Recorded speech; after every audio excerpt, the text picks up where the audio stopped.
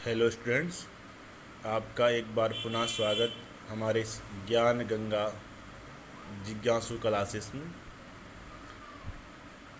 छात्रों, हमने बहुत दिनों से इस चैनल पे कोई भी वीडियो नहीं बना पाए, कुछ व्यस्तता के कारण। अब हम अपना जो पठन पाठन है दोबारा शुरू करेंगे, और जो हमारी जो श्रृंखला है कक्षा 6, 7, 8 की जो पाठ्य पुस्तक है रुचिरा संस्कृत की, उसमें जो पार्ट दे है उनको हम इस चैनल के माध्यम से पढ़ेंगे।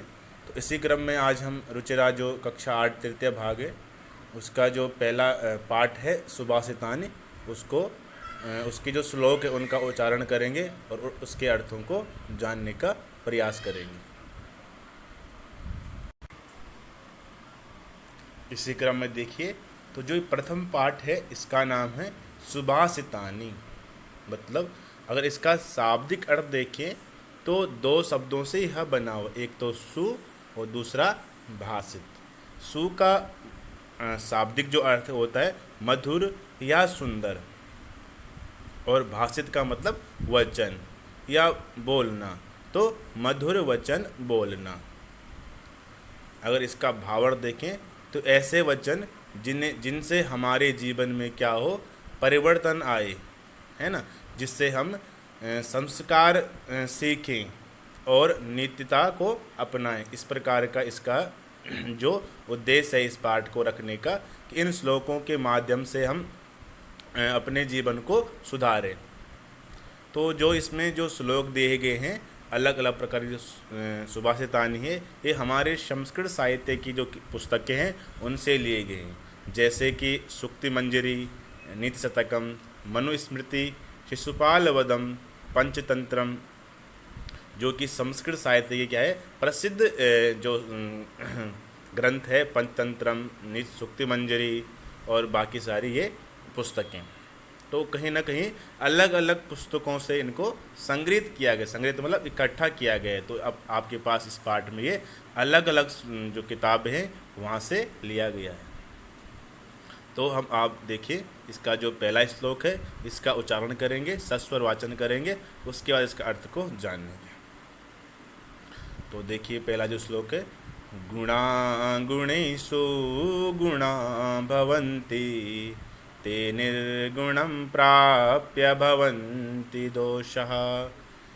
गुणा गुणेषु गुणा भवन्ति ते निर्गुणं प्राप्य भवन्ति दोषः। सुस्वादुतो यः प्रभवन्ति नद्या, सुस्वादुतो यः प्रभवन्ति नद्या, समुद्रमासाद्य भवन्त्यपेया, समुद्रमासाद्य भवन्त्यपेयः।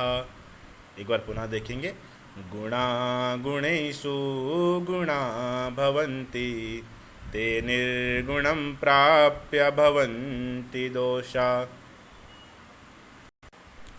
ते निर्गुणं प्राप्य भवन्ति दोषः। सुस्वादुतो यः प्रभवन्ति नद्या, समुद्रमासाद्य भवन्त्यपेयः। अब इसका दूसरा अर्थ देखिए, श्लोक देखेंगे, साहित्य संगीत कला विहीना, साक्षात् पशुपुच्छ विषाणहीना,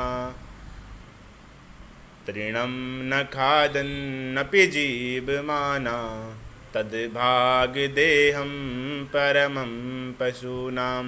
साहित्य संगीत कला विहीना, साक्षात् पशुपुच्छ विषाणहीना, तृणं न खादन्नपि जीवमाना, तद्भागदेहं परमं पशूनां।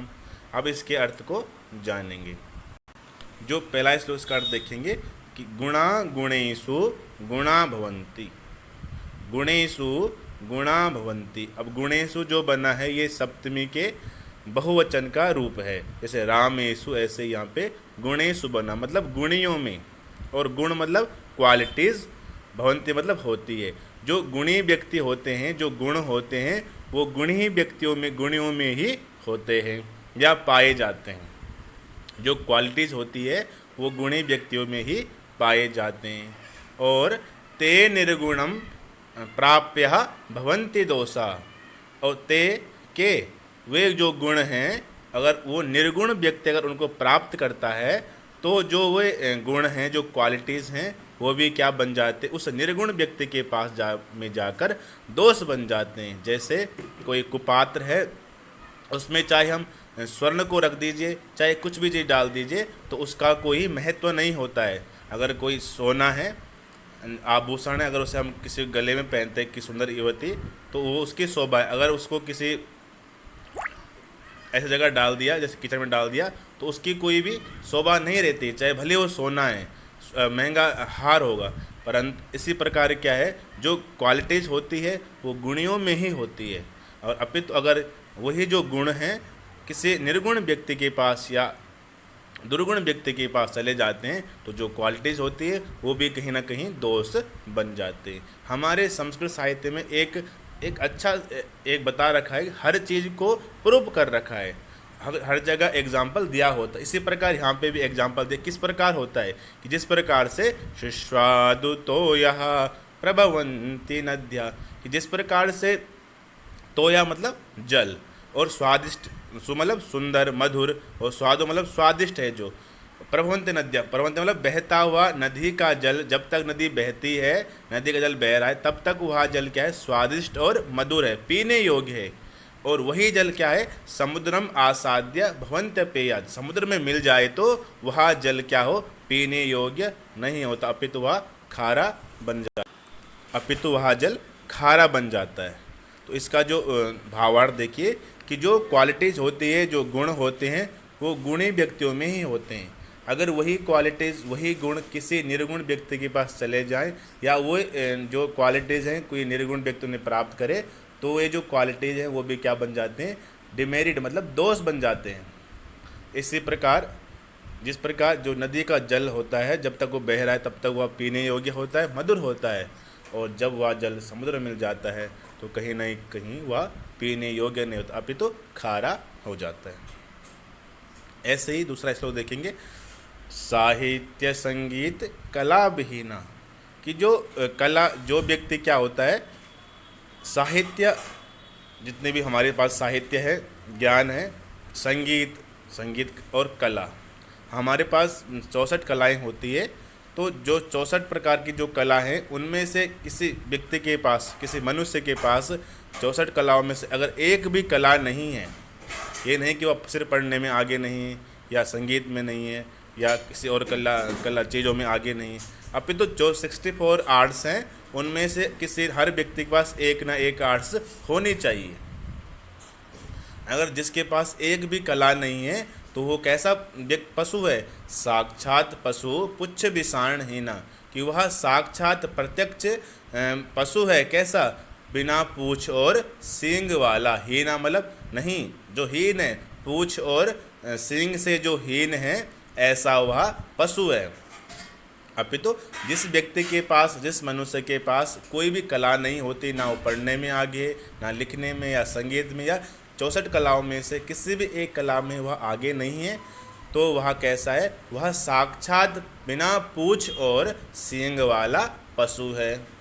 फिर आगे बताया कि तृणम न खादन न पि जीव माना, कि वह तो घास नहीं खाता है, क्योंकि मनुष्य घास नहीं खा सकता है, अभी तो पशु है, फिर भी क्या है, जीव माना, जीवित है। अखादन अपि मतलब भी, है ना, वह घास ना खाते हुए भी जीवित है। और तद्भाग्य देहम परमम पशुनाम तद्भाग्य देहम, कि जो पशु है उनका क्या है, सौभाग्य की बात है, उनके लिए यह सौभाग्य की बात है, भाग्य की बात है, कि परम सौभाग्य की बात है, जो व्यक्ति पशु होकर क्या है, घास नहीं खाता है, और वह जो घास है वो पशु खाते हैं, जो रियल में पशु होते हैं उस घास को पशु ही खाते हैं। कहीं ना कहीं ये बताया गया है कि जो व्यक्ति क्या है, अयोग्य होता है, किसी के पास कोई प्रकार की कला नहीं है, इस जीवन में क्या है, वो निरर्थक है। हमारे पास एक दूसरा श्लोक भी होता है कि इसी का एक दूसरा है, ये शाम न विद्याम न तपो न दानम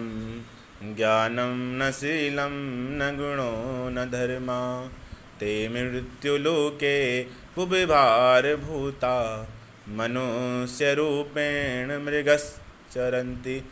कि जिस व्यक्ति के पास विद्या नहीं है, ज्ञान नहीं, तप नहीं, दान नहीं, वो व्यक्ति कैसा है इस मृत्यु लोक पे, इस पृथ्वी लोक पर क्या है, मृग की तरह, क्या हिरण की तरह क्या है, वो सिर्फ विचरण कर रहा है, उसका कोई भी जीवन में सार्थकता नहीं है। तो कहीं ना कहीं ये दो श्लोक आपस में क्या है, लिंक हैं। इसी प्रकार आज की वीडियो में इतना ही। इससे आगे की वीडियो हम जो तीसरा और चौथा श्लोक को जानेंगे और इसके अर्थों को। तब तक के लिए धन्यवाद।